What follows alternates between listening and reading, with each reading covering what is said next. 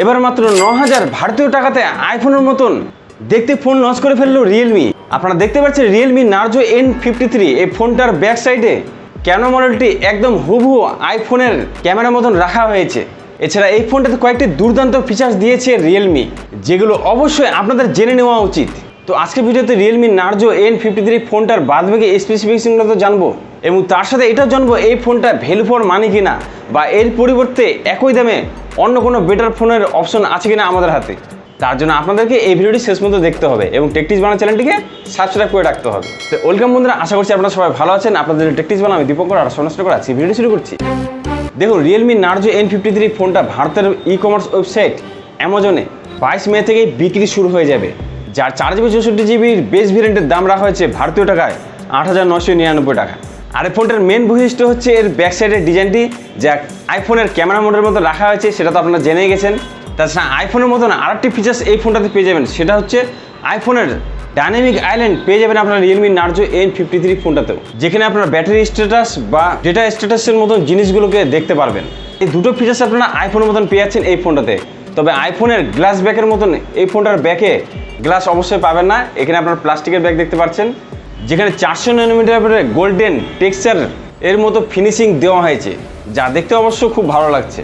আর ফোনটাকে যথেষ্ট স্লিমে পাবেন, 7.4 mm এর চড়া, এবং ওজনও ফোনটা খুব হালকা, মাত্র 182 গ্রাম এই ফোনটার ওজন। ফোনটা দুটো দুর্দান্ত কালার আসতে চলেছে, একটি গোল্ডেন সানশাইন, দ্বিতীয়টি ফেদার ব্ল্যাক। দুটো কালারই আমার কাছে পছন্দ হয়েছে। ওভারঅল ফোনটার লুকস আর ডিজাইন যা আছে তা এই দাম অনুযায়ী একদম পারফেক্ট। হ্যান্ডস ফিল এক্সপিরিয়েন্স যথেষ্ট ভালো পেয়ে যাবেন এই ফোনটাতে।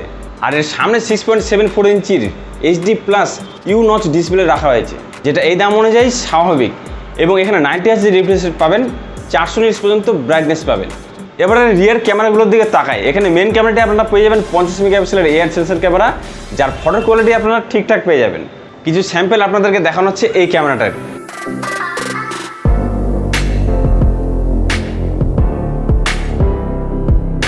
এবং বাদবাকি যে দুটো ক্যামেরা আছে তার মধ্যে একটিতে LED ফ্ল্যাশ লাইট বসানো হয়েছে, এবং অন্য ক্যামেরাটিতে কী ধরনের লেন্স ইউজ করা হয়েছে সেটা রিয়েলমির তরফ থেকে এখনও বলা হয়নি। আর সামনে 8 মেগাপিক্সেলের একটি সেলফি ক্যামেরা পেয়ে যাবেন, যার কোয়ালিটি ঠিকঠাক পাবেন। সোশ্যাল মিডিয়াতে ছাড়ার মতন যে ধরনের কোয়ালিটি দরকার সেটাই ক্যামেরাতে পেয়ে যাবেন। আর এখানে সফটওয়্যার হিসেবে অ্যান্ড্রয়েডের লেটেস্ট ভার্সন অ্যান্ড্রয়েড 13 ইউজ করা হয়েছে, যেটা ভালো। এবং রিয়েলমি নিজস্ব কাস্টমাইজ UI কি এডিশন ব্যবহার করা হয়েছে, যেটি একটি নতুন ধরনের UI, যার ফলে এই ফোনটাতে কিছু প্রি ইনস্টল অ্যাপ দেখতে পারবেন এবং কিছু ব্লুটুথ এবং অ্যাড দেখতে পারবেন, যেগুলোকে অনেক কষ্ট করে আপনাকে সেটিংয়ে গিয়ে সেই ধরনের অ্যাডগুলোকে ডিসেবল করতে হবে, এবং প্রি ইনস্টল অ্যাপগুলোকে অনেক কষ্ট করে আনইনস্টল করতে হবে। অর্থাৎ ভালো সফটওয়্যার এক্সপিরিয়েন্স নিতে গেলে আপনাকে এই ধরনের কাজগুলো করতে হবে। তো প্রসেসরটি এখানে রাখা হয়েছে 12 ন্যানোমিটার বেস করে তৈরি ইউনিসোকের টাইগার 612 মতন একটি ভালো প্রসেসর, যার ইন্ট্রোডিউস করে আপনারা পেয়ে যাবেন প্রায় 2,20,000-এর মতন।